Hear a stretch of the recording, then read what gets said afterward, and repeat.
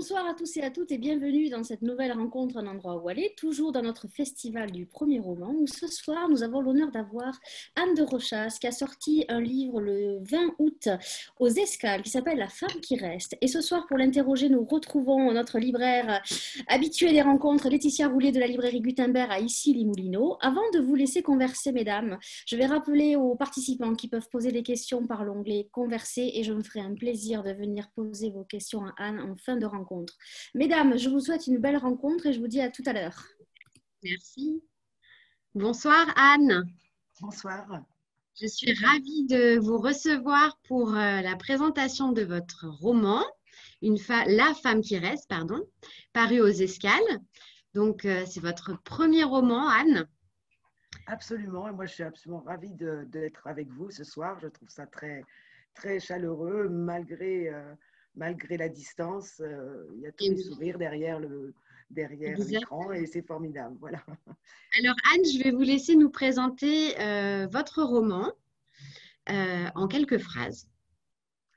Alors, La femme qui reste, c'est le roman qu'on pourrait penser être le roman du Bauhaus, en tout cas d'un certain Bauhaus, puisque j'ai pris le parti de raconter au travers de 3 personnages fictifs le destin en fait de tous les élèves, d'un certain nombre d'élèves et professeurs, et la manière dont faire partie de cette école a influencé leur vie jusqu'à la fin quasiment jusqu'à la fin du XXe siècle, puisque certains sont morts vraiment dans les dernières années du XXe siècle. Donc voilà, ils ont été dans cette école dans les années 20 jusqu'au début des années 30, au moment où le nazisme décide de faire fermer cette école. Mais le roman se devait de continuer parce que eux ont continué. Voilà, tout ça a continué autrement.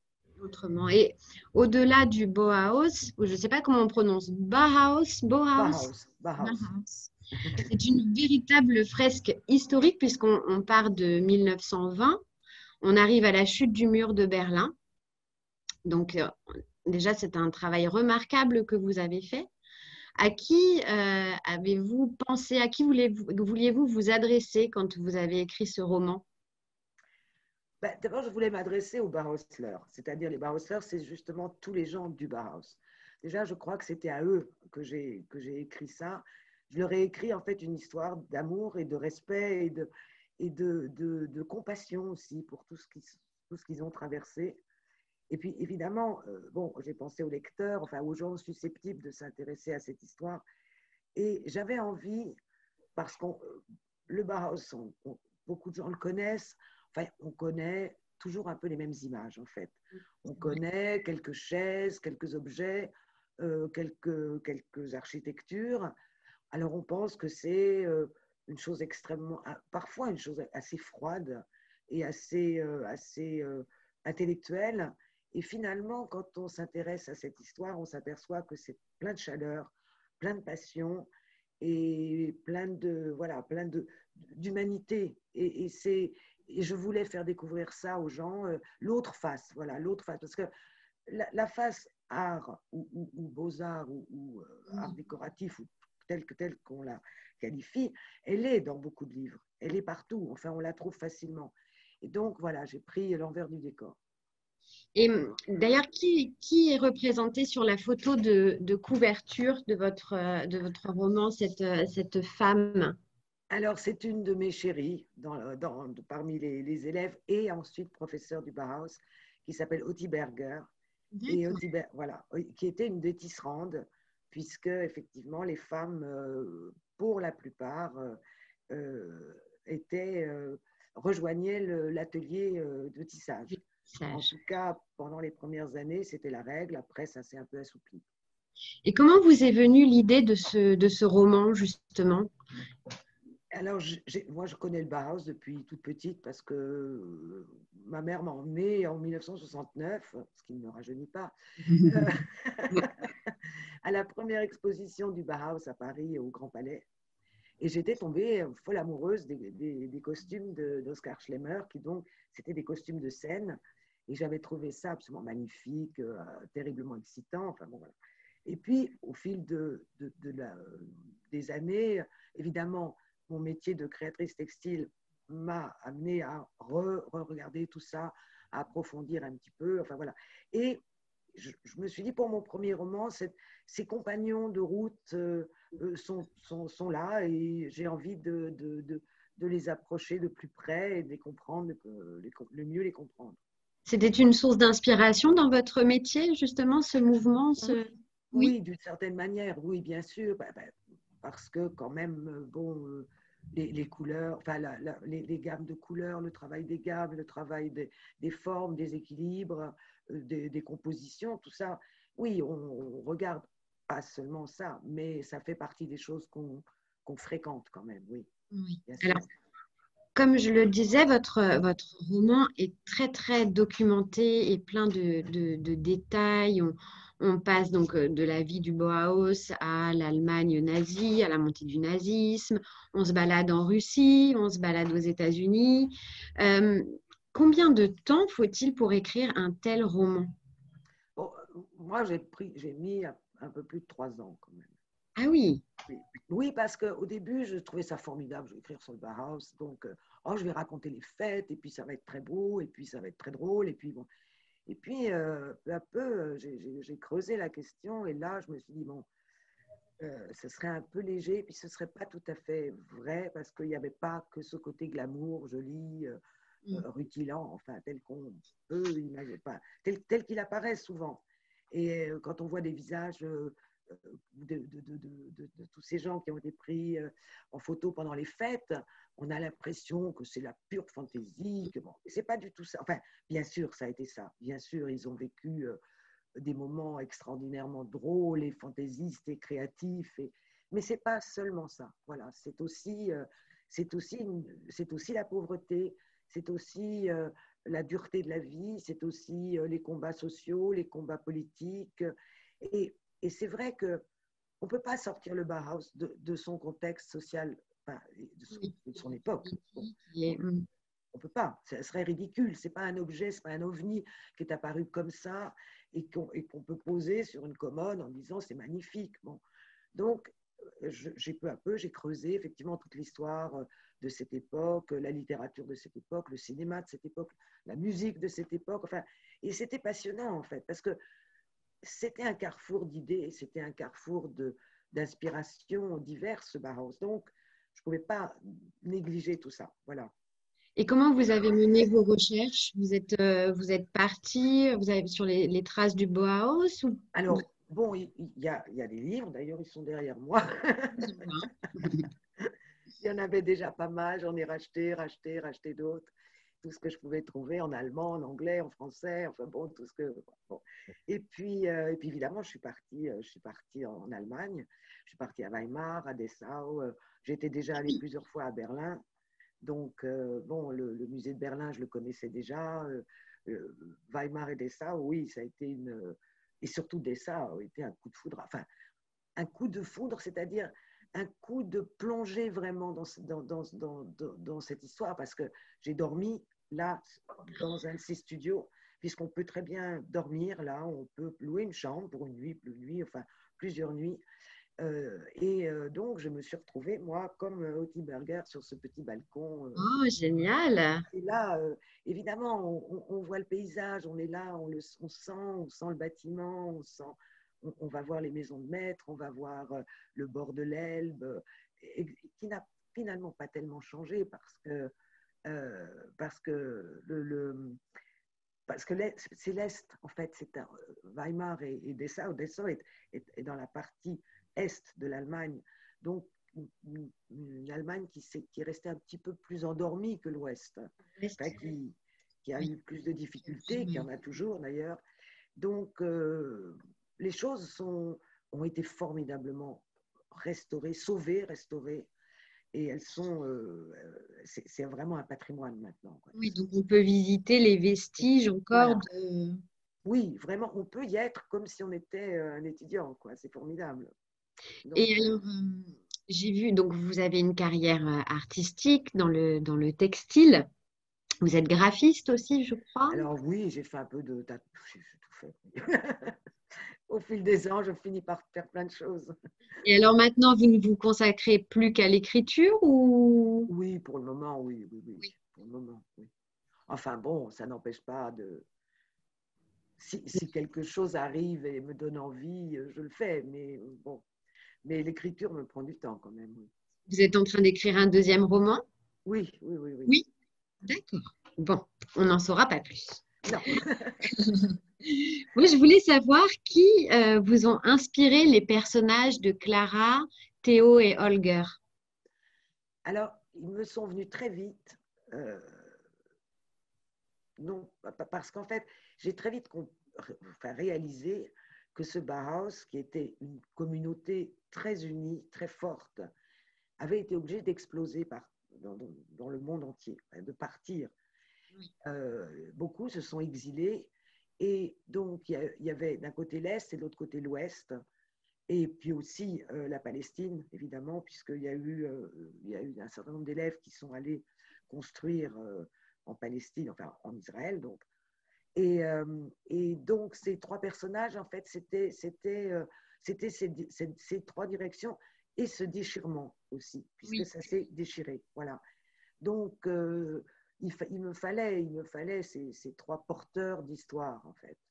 d'accord. Donc, Et donc alors, Clara, l'héroïne principale, oui, oui, qui est très ambiguë quand même comme personnalité, qui joue un peu. Enfin, j'ai eu du mal à la cerner, moi, au départ, cette ah Clara. Et oui, j'avais pas envie qu'elle aille vers ce Théo, j'avais plus envie qu'elle aille vers Holger. Et puis, bon, voilà, au fur et à mesure du temps, on se dit, bon, allez, elle est quand même sympathique. Et puis, c'est celle qui reste. oui, c'est ça. C'est ça. Non, mais elle va aussi, enfin, elle va avec Théo, enfin, chez Théo, parce que c'est plus facile, enfin, parce que Théo est accueillant, l'autre est moins accueillant, il est plus rugueux, il est plus dur, elle a peur un peu aussi de son jugement et de tout ça, et elle a besoin, sortant de son histoire d'enfance quand même assez dure, Oui, elle a besoin d'apprendre à rire en fait, elle a besoin oui, d'apprendre à être légère. c'est Euh, ça. Ce qui n'empêche pas d'être sérieuse.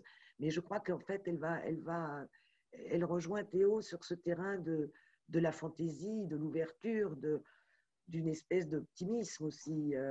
Bon, et puis de tendresse quand même. Il y a une Oui, grande tendresse entre eux.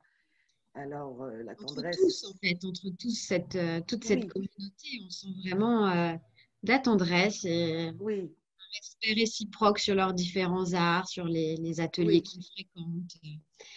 Euh, Moi, j'aimerais aussi savoir qu'est-ce que votre roman nous apprend des relations hommes-femmes, justement dans ce contexte politique, culturel, artistique de cette communauté du Bauhaus. Alors, pour les femmes du Bauhaus, ça a quand même été assez difficile, puisque elles étaient, et ambiguës justement, dans la mesure où Gropius, qui donc a créé l'architecte qui a créé le Bauhaus, a tout de suite voulu avoir des femmes dans cette école. Bon, Oui, il avait une idée d'égalité. Une idée d'égalité, c'est pas tout à fait l'égalité, mais en tout cas, il a accueilli les femmes, et puis, mais il n'était pas seul, donc autour de lui, il y avait aussi d'autres hommes qui trouvaient que bon, c'était bien, mais que, comme disait un des personnages enfin, réels du Bauhaus, les femmes savent voir en deux dimensions et les hommes savent voir en trois dimensions. Donc, effectivement, ça fermait tout un pan de création aux femmes, notamment l'architecture et la scénographie, en fait, tout ce qui est en trois dimensions. Donc, le tissage, c'était parfait. Et en plus, elles avaient de l'imagination, etc. Bon. Et donc, ça, c'était à Weimar, enfin, ça a fonctionné comme ça. Mais en même temps, elles ont été très très fortes parce qu'au fond, au début, le Bauhaus, c'était un grand bricolage quand même. D'abord, il n'avait presque rien, il n'avait presque pas d'outils, de matériaux, de, de, de machines. Enfin, il se ça s'est fait, réinvente. ça s'est fait peu à peu. Et en fait, ces femmes du Bauhaus se sont inventées. De même que le Bauhaus s'inventait, elles se sont inventées et elles ont été extrêmement importantes parce que ce sont elles qui ont rapporté de l'argent en premier au Bauhaus. C'est-à-dire qu'elles vendaient leurs tissus, elles vendaient leurs tapisseries, ça se vendait, quoi. Ça se vendait sous le nom Bauhaus, évidemment, mais ça rapportait de l'argent beaucoup plus tôt que le reste, que les meubles ou les choses qui étaient un peu plus longues à mettre au point. Donc, en fait, elles étaient... oui, elles ont beaucoup compté. Et après, bon, finalement, Gropius à Dessau s'est dit, oh, peut-être qu'on n'a pas besoin. Oui, quand même, on en a besoin. Bon. Oui, Et là, elles ont commencé à prendre à être plus autonomes, disons. Elles ont d'ailleurs refusé d'avoir un homme à la tête de leur atelier. Et elles pouvaient prendre des hommes dans l'atelier, mais elles ne voulaient pas avoir une tête masculine à l'atelier. Donc, elles ont réussi ça quand même.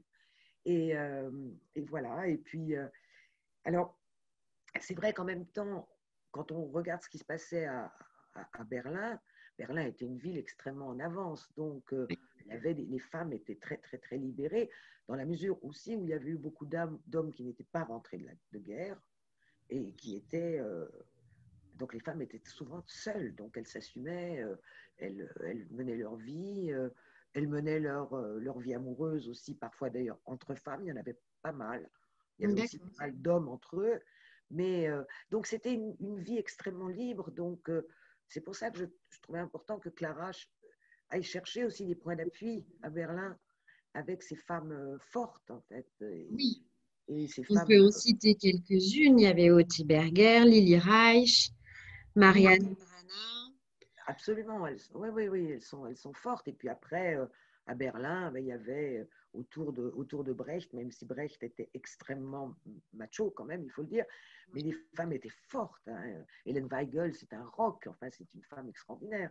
Donc, voilà, et c'est intéressant parce que c'est ambigu, mais quand même, elles ont Gagné leur place. elles ont beaucoup gagné quand même aussi. Oui. Au final, on se dit qu'on n'a pas beaucoup évolué, hein, qu'on laisse toujours une petite place. Parfois, on a régressé par rapport à ça et en même temps, on a réévolué. Donc, oui. Mais bon, enfin, mais parfois, il y a eu des moments, certainement dans les années 60 ou 50-60, où ça a régressé, oui. Oui. Mais après, bon, peu à peu, on a regagné quand même. Enfin, donc, on a regagné. On pourrait la comparer un peu à notre période actuelle, au final. On pourrait tout à fait la comparer à notre période actuelle sur beaucoup de plans, et notamment sur le fait que nous, là, enfin, on est en train de vivre une mutation de toute façon qui nous est imposée par le changement du climat, par tout ça, enfin, par tout un mode de vie. Et j'entendais tout à l'heure encore un architecte parler de ça. Et effectivement, nous allons changer même de méthode de construire, enfin de méthode, comme eux ont changé en fait. Ils ont apprivoisé le métal et le béton et le verre surtout. Mais maintenant, il faut qu'on apprivoise ça tout à fait autrement. On ne peut plus construire comme ça. C'était merveilleux à l'époque, ça a été merveilleusement moderne, mais notre modernité doit aller plus loin, enfin doit aller ailleurs, doit faire autrement. Et je trouve que le Bauhaus de maintenant, puisqu'il existe encore, ben voilà, enfin, il existe à travers le monde entier, à travers de tous les jeunes architectes, urbanistes, enfin toute cette nouvelle génération qui arrive. Et c'est à eux d'être aussi porteurs de futur que les Bauhausler l'ont été. Voilà. Est-ce qu'il y a un pendant du Bauhaus en France, à votre avis? Alors, il y a un pendant, il y a les modernistes, bon, bien sûr, mais ils ne sont pas exactement pareils. Hein. Donc, il y a eu un côté qui était plus vers l'art décoratif, alors qu'il y a aussi beaucoup utilisé le verre et tout ça, mais enfin bon, et un côté bon plus intellectuel, mais il n'y a pas eu vraiment. Bon, je pense que de toute façon c'était dans l'air, hein, tout ça. Oui. C'était dans l'air. Mm. C'était dans l'air parce que la guerre a fait qu'on a créé de nouvelles machines, de nouvelles manières d'utiliser l'industrie, de nouveaux matériaux. Donc, effectivement, que ce soit en France, en Allemagne, dans les pays nordiques, c'était partout. Alors, le Bauhaus est resté comme une espèce de, oui, de figure de proue de tout ça, ou de tête de pont, ou je ne sais pas comment dire. Et c'est vrai parce qu'il y avait des gens extraordinaires. Et peut-être aussi parce que justement, ça a essaimé partout. C'est-à-dire que comme ils sont partis en Amérique, en Russie, partout, enfin en Suisse, même en Amérique du Sud, enfin partout, voilà, ils ont porté cet héritage avec un nom, avec un mot, Oui, avec le mot Bauhaus. Voilà. oui, c'est vrai. Alors justement, donc de grandes figures artistiques comme Paul Klee, Vassili Kandinsky ont fréquenté le Bauhaus. Bien sûr, leur art a rayonné bien au-delà de ces frontières-là. Au moment de la fermeture du Bauhaus, justement, et pour fuir le nazisme, qu'ont-ils fait, eux? Alors que Clara restait, eux, Ben, ben, ils ont fait ce qu'ils ont pu, j'ai envie de dire. Oui, Parce que, oui, oui. ils ont fait ce qu'ils ont pu, c'est-à-dire que à ce moment-là, la plupart n'avaient plus de travail parce qu'ils avaient cette étiquette Bauhaus sur le dos et que le nazisme détestait l'histoire des toits plats, du truc, enfin, tout ça, les trucs beaucoup trop modernes, international, communistes. Ils avaient une étiquette communiste, donc, alors qu'ils n'étaient pas tous communistes, mais ils avaient cette étiquette. Et donc, il y a un moment, Gropius, par exemple, n'avait plus de travail, plus aucune commande. Il était. Donc, qu'est-ce que vous voulez faire? Eh bien, ils sont partis. Ils sont partis en Angleterre, après en Amérique, et d'autres, effectivement, qui avaient une approche beaucoup plus communiste, justement, ou socialiste des thèmes du Bauhaus ou des principes du Bauhaus, sont partis en Russie. Voilà. En se disant, c'est formidable, on va aller construire ce Oui, nouveau monde, cette nouvelle société. et aucun nazi n'a essayé d'infiltrer le Bauhaus. Oui, il y en a eu quelques-uns. Bon, Oui, il y avait toujours des gens qui étaient quand même un peu pro-nazis, évidemment. On peut pas, et qui sont restés, mais et qui sont effectivement. Et de toute façon, ils ont changé de style. Hein, après, je veux dire, il n'était plus question de faire la même chose. Ça, c'était oui. clair.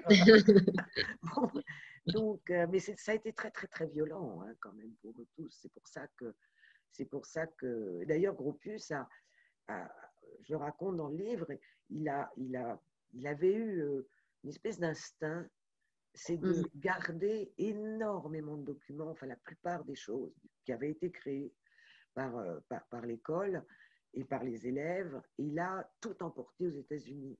Comme ça, c'était d'une certaine manière, bon, sauvé. Oui, Et ça permettait de montrer ailleurs, et notamment il y a eu une grande exposition en 1939 à New York, où il a montré tout ça, où il a fait une véritable démonstration de toutes leurs idées, quoi. Et c'est vrai que si c'était resté en Allemagne, enfin si tout s'était resté en Allemagne, tout aurait été détruit. Oui, détruit. Oui, alors pourquoi est-ce que Clara reste? Ben, elle reste parce qu'elle attend. Voilà, elle est partagée, elle est partagée, elle est ce petit bout de ciel partagé, voilà, c'est plus, oui, enfin, elle c'est attend vraiment.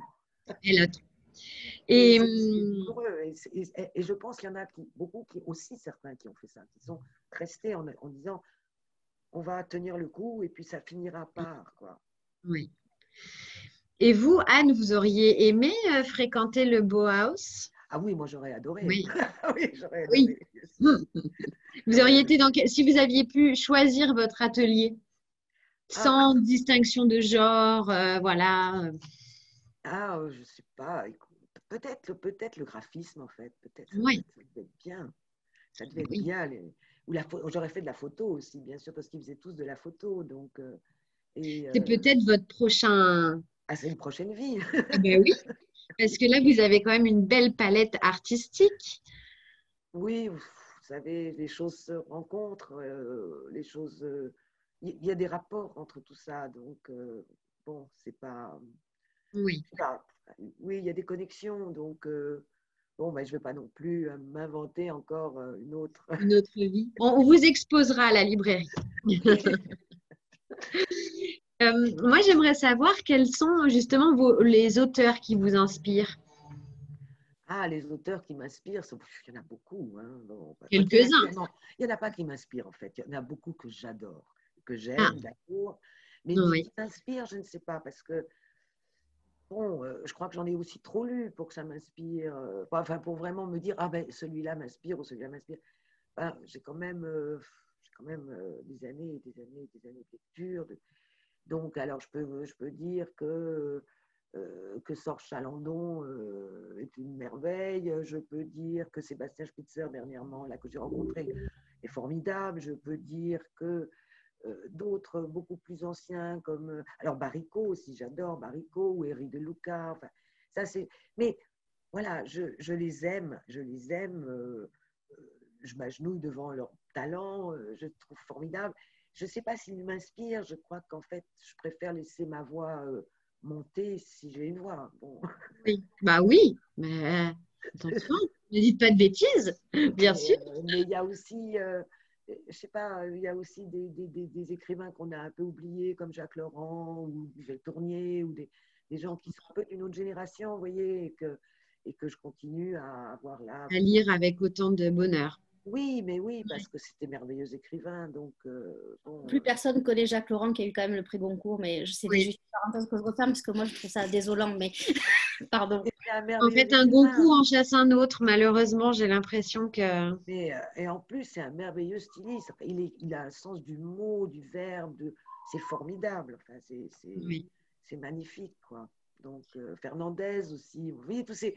Mais voilà, je me ressors les trucs du placard. Bon, on va s'organiser un petit repas avec les auteurs. Moi, Vraiment. j'aime beaucoup aussi Sébastien Spitzer et La Ah oui, fièvre est vraiment un magnifique roman. magnifique, Oui. magnifique.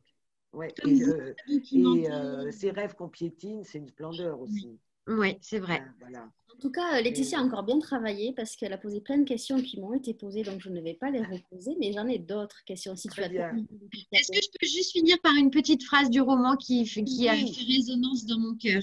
Bien sûr. oui. Je la lis. Les murs, c'est votre affaire à vous, les hommes. Nous, les femmes, c'est d'en faire des demeures, d'y mettre la vie, quelque chose sur la table, des fleurs, des tissus. J'ai trouvé cette phrase, je me la répète en boucle et je la transmets à ma fille. Mais voilà, c'est à les deux sont importants, quoi, parce qu'on Oui, ne peut pas avoir une maison vide exactement. et on peut pas, si on n'a pas un endroit où poser ses fleurs ou ses livres, Eh ben, on on n'a ne rien peut pas. vu. Eh ben, parfait. Mais, Et je suis tout à fait mais d'accord bon, avec ça. je crois que maintenant, il y a d'excellentes architectes femmes Oui, et il y a d'excellents fleuristes hommes, donc tout va bien. tout va bien. Tout va bien. Très bien, j'ai lu un extrait du texte de Anne parce que je trouve que son écriture est très élégante. Ah oui, d'une finesse. Ouais, votre écriture est très élégante, tout le roman est glisse et c'est C'est d'une beauté gentil. et il fallait quand même le souligner, donc c'est très bien que tu aies lu Oui. ce petit passage. Alors, nous, on va passer aux questions. Il y en a une qui est posée par Laurent qui dit: Vous êtes une artiste, est-ce qu'écrire un roman est une continuité logique? Et pourquoi avoir décidé d'écrire maintenant un premier roman et pas l'avoir fait avant? Alors pourquoi ne pas l'avoir fait avant? Parce qu'avant, j'étais quand même passablement occupée. Quand même. C'est-à-dire que j'avais un métier, j'avais des enfants, bon, voilà, tout ce qu'on peut faire dans la vie et qui me prenait quand même beaucoup, beaucoup parce que oui, c'est des heures de travail et puis des enfants, bah, c'est aussi des heures de travail, quoi. Donc bon, ben voilà, il était temps maintenant. Il était temps maintenant. Alors, mais c'est évident que ça devait venir un jour. Bon, ça, je savais que je le ferais. Et finalement, est-ce qu'il y a une continuité? Je ne sais pas s'il y a une continuité, mais il y a une parenté en tout cas, parce que écrire, c'est trouver des rythmes, c'est trouver des images, c'est façonner quelque chose aussi. Alors on façonne avec sa plume ou on façonne avec son pinceau, mais je crois qu'il y a le même mouvement en fait. Voilà, le mouvement est le même. Je ne sais pas si je réponds En tout cas, bien. écrire un premier roman avec une telle qualité d'écriture, c'est Merci de quand le même, souligner. bah oui, franchement. Je sais pas, je me rends pas compte, c'est très gentil. Non, non, mais on est gâtés sur les premiers romans, hein. C'est ce que je dis depuis 2 jours. On est gâtés sur les premiers romans. Il y a une qualité dans les premiers romans de cette année qui est quand même Ouais. au niveau. Je pense que vous allez faire peur à certains auteurs, mais c'est pas plus mal, Oh ça va changer. non. Oui, ça changera un peu. Qu'ils aient peur. Alors, Oh, Aurélie, elle a il une y en a quand même suffisamment qui n'auront pas peur, je crois, hein. Restons Oui. raisonnables. Alors, Aurélie, qui a lu votre roman, voudrait savoir sur les 3 personnages qu'elle a beaucoup aimés, ces 3 destins, est-ce qu'il y en a un que vous avez travaillé plus particulièrement, vous avez apporté beaucoup plus d'attention qu'aux 2 autres, et quel est le personnage que vous avez préféré traiter dans votre roman? S'il y en a un qui est préféré, bien sûr. Alors, celui où j'ai eu un peu plus de difficultés à trouver qui il était, en fait, c'est Holger. Donc, c'est celui qui part en Russie. Parce que justement, il est mystérieux. Donc, c'est celui-là que j'avais envie d'aimer, évidemment. Et peut-être que je serais partie avec lui, d'ailleurs, je ne sais pas. Enfin, j'aurais peut-être une grosse bêtise. On serait toutes parties avec lui. On serait toutes parties Et je ne avec sais Olivier. pas s'il aurait voulu de moi, hein.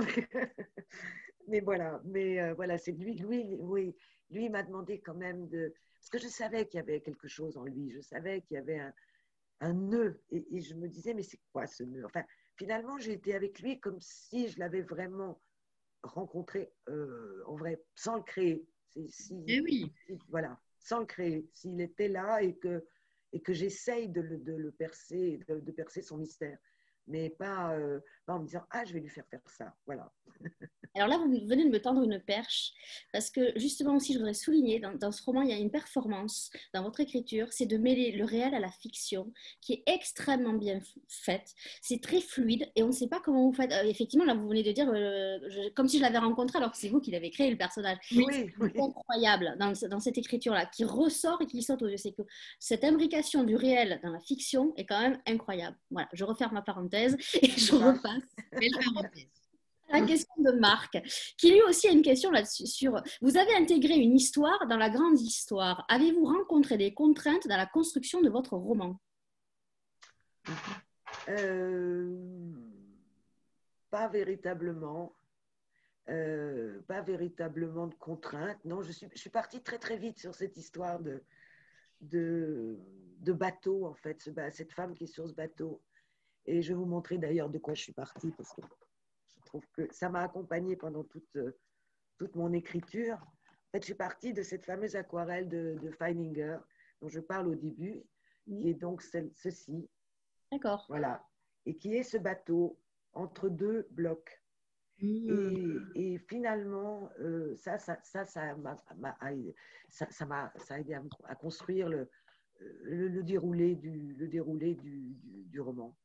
Et je trouve que cette aquarelle qui a été faite en 25, je crois, est totalement, pour moi, une prémonition, quoi. Ce navire qui est avec ces deux blocs sombres, enfin, face à face, et ce bateau qui va d'un côté à l'autre, finalement. C'est vraiment, pour moi, c'est ça le Bauhaus, quoi. Voilà. Donc, j'ai construit beaucoup à partir de ça. Et dans ce roman, il n'est pas question que d'amitié, d'amour, il y a aussi une sorte de fuite et surtout la décision qu'on doit prendre dans sa vie. Est-ce qu'il y avait un autre message que vous vouliez passer à travers ce roman, où j'ai résumé tous les gros messages qu'il y avait? Alors, je ne sais pas si, je sais justement pas s'il y a une question de fuite, parce que pour moi, j'ai essayé de faire passer, en fait, la fidélité, justement. La fidélité à quelque chose de très, très, très profond, qui, malgré les aléas de la vie, les problèmes, tout ça, enfin, tous les obstacles, reste, en fait, on reste fidèle. Enfin, je voulais que mes héros restent fidèles à eux-mêmes. Et je pense qu'ils restent fidèles à eux-mêmes, et notamment, je pense que Clara reste vraiment fidèle à elle-même. Parce que dès le début, elle sait pas ce qu'elle va devenir, elle ne sait pas de quelle va être sa vie, mais elle revient toujours au fond à quelque chose de très intime, de très fort, et elle tient bon, elle tient bon. Et je crois et elle tient bon contre le nazisme aussi, elle tient bon contre toutes les sirènes finalement, et elle tient bon dans son amour, dans ses affections. Elle ne trahit pas, quoi. Et surtout, elle ne se trahit pas. Et ça, je crois que je crois que c'est très important dans la vie. Je crois que c'est ça ce que je voulais essayer de traduire. Je voudrais qu'on revienne sur la couverture. Est-ce que Laetitia peut remontrer le visuel de la couverture? Parce qu'aux Escales, il y a toujours de sublimes couvertures. Je sais que vous avez un peu collaboré à cette... Est-ce que vous pouvez nous parler de cette couverture, justement, qui est magnifique? Voilà, donc quand il s'est agi de faire une couverture pour ce roman, évidemment, moi, j'avais passé des années, donc plusieurs années dans mes livres, dans mes images. Enfin, j'avais une iconographie extrêmement prête, si j'ose dire, enfin riche, très... Et donc, j'ai suggéré, parce que je trouvais plus simple et ça pouvait aider tout le monde, j'ai apporté une trentaine d'images en disant, voilà, maintenant, il y a ça pour telle raison ou ça pour telle raison. Et les Escales ont effectivement choisi celle-là d'une manière très judicieuse. Et moi, j'étais ravie. Donc, j'étais ravie puisque effectivement, c'est une de mes chouchoutes dessus. Donc, c'est une de mes véritables héroïnes préférées. Et c'est lui rendre un bel hommage, je trouve, parce que c'est un personnage, enfin, c'est pas un personnage, c'est une personne tellement extraordinaire, je trouve, et tellement touchante et qui a eu une fin tragique. Donc, je trouve que c'est vraiment lui rendre hommage. Elle n'a pas de descendant? Non. Oh. Non, elle n'a pas de descendant. Je crois que dans sa situation, on avait peu de descendants. Oui, c'est vrai que...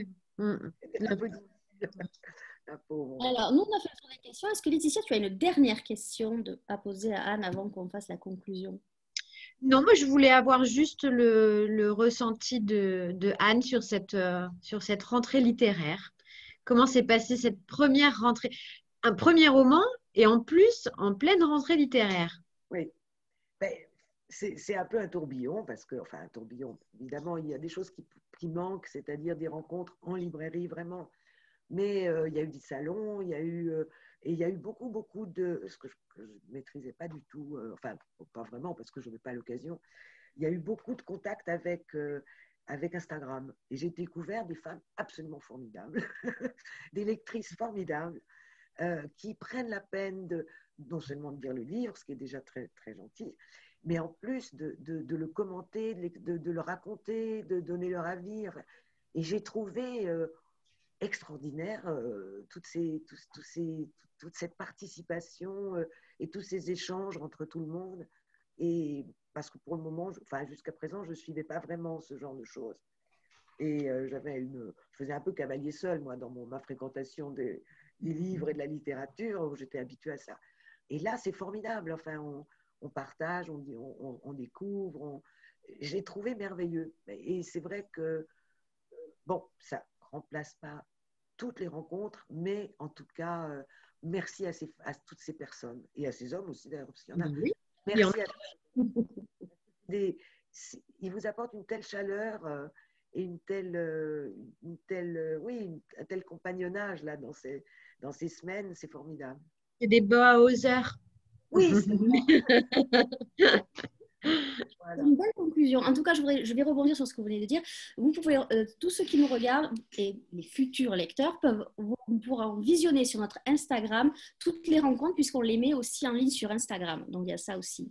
Je voudrais dire à nos amis lecteurs qu'il faut absolument, mais vraiment, acheter le premier roman de Anne de Rochas, La femme qui reste, qui est sorti aux Escales. Vous pouvez aller soit chez Laetitia à Issy-les-Moulineaux dans la librairie Gutenberg, mais aussi chez Pascal Poisson à la librairie Petites Histoires entre Amis à Chenevière-sur-Marne, qui était notre partenaire ce soir, et je lui fais un petit coucou parce que je sais qu'elle nous écoute et elle trouve l'entretien passionnant d'ailleurs. Laetitia, merci d'avoir si bien animé comme toujours cette Merci rencontre. à Anne. Vous êtes la bienvenue en librairie quand vous voulez.